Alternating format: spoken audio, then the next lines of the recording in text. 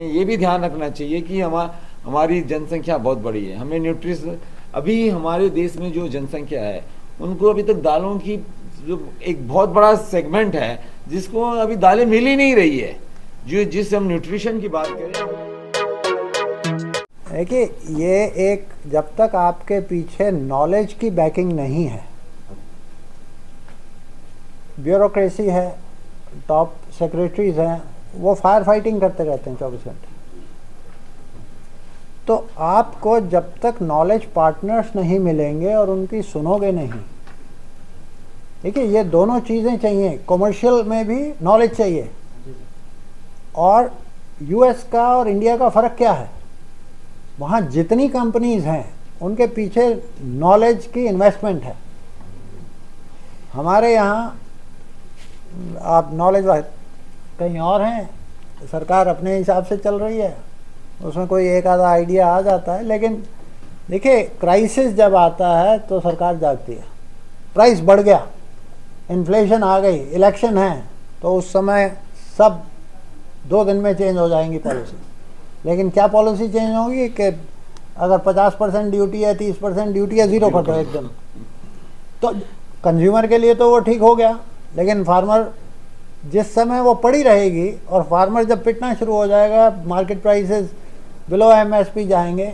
जो इस समय कह रहे थे कि अच्छी बरसात हुई है तो हो सकता है प्राइसेस जो हैं येलो पीस खास तौर से, और yellow piece like oil palm, वो तो नीचे सबको ड्रैग करेगा, एंकर है वो तो। कर रहा है अभी।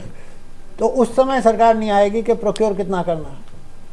तो सरकार चाहिए।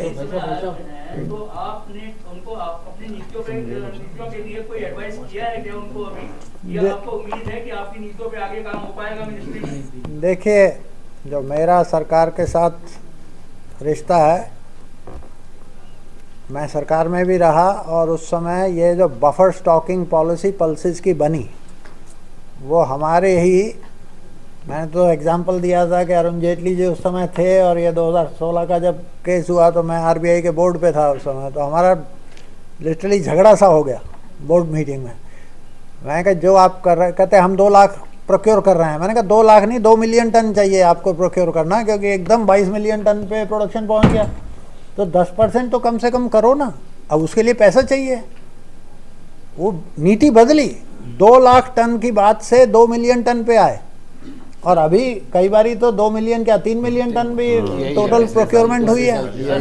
तो ऐसा नहीं होता, नीति बदलती है, लेकिन जब क्राइसिस होता है ना तब जल्दी बदलती है। 2 सवाल है सर। हाँ जी। तो मतलब primarily what you are saying, we have been reading it, everyone is talking about it, but आज आईपीजीए का क्या डिमांड रहा, that is number 1। You know, you can tell us. तो आईपीजीए बताएंगे क्या डिमांड जो है। आपने कहा उस पे छोटा सा एक सवाल है। आपने कहा कि चावल गेहूं बहुत हो रहा है, but if chawal little bit of less gehun, chawal, अच्छा chawal, then we are in huge crisis. So there something we have, you know, long people too. पहले सर वो बता दें ताकि तो स्टोरी वोरी बन जाए। मैं छोटी सी है, इस समय मैंने गेहूं नहीं कहा, मैंने चावल कहा। वो तो पता है, वो तो ठीक है। चावल का एक्सेस प्रोडक्शन हो रहा है और वो घर में न डिमांड है, और इंटरनेशनल मार्केट में जब आप फेंकते हैं तो इंटरनेशनल प्राइस को नीचे कर देते हैं। ठीक है। तो ट्रेड थियोरी में एक ऑप्टिमल ट्रेड टैक्स कहा जाता है, एक्सपोर्ट टैक्स। तो मेरे हिसाब से, क्योंकि आपकी जो कम्पिटिटिवनेस है ना एक्सपोर्ट की, उसमें 30% तो ये सब्सिडी है, तो वो आपको रिकवर करनी चाहिए। तो 15-20% एक्सपोर्ट टैक्स लगा दो उस पर, उसके बाद पता चलेगा आपकी रियल कम्पिटिटिवनेस क्या है। लेकिन जब देश में इनकम बढ़ती है तो लोग ज़्यादा चावल या ज़्यादा चपाती नहीं खाते। ठीक है। वो थाली का कम्प्लेक्शन बदलना शुरू हो जाता है, उसमें दूध आएगा, दाल आएगी, फ्रूट्स आएंगे, वेजिटेबल्स आएंगे, तो वो न्यूट्रिशन बढ़ेगा। तो आपको अपनी पॉलिसी, ये पॉलिसीज चल रही हैं जो 1960s और 70s की थी, वो बदलनी पड़ेंगी। अगर वो आप नहीं बदलते तो ऐसे ही रहेगा, आप इंपोर्ट करेंगे प्रोटीन और एक्सपोर्ट करेंगे कार्बोस, तो वो तो नहीं चलेगा ना। तो समय के साथ अगर गंगा बहने से बंद हो जाएगी तो स्टिंग करेगी।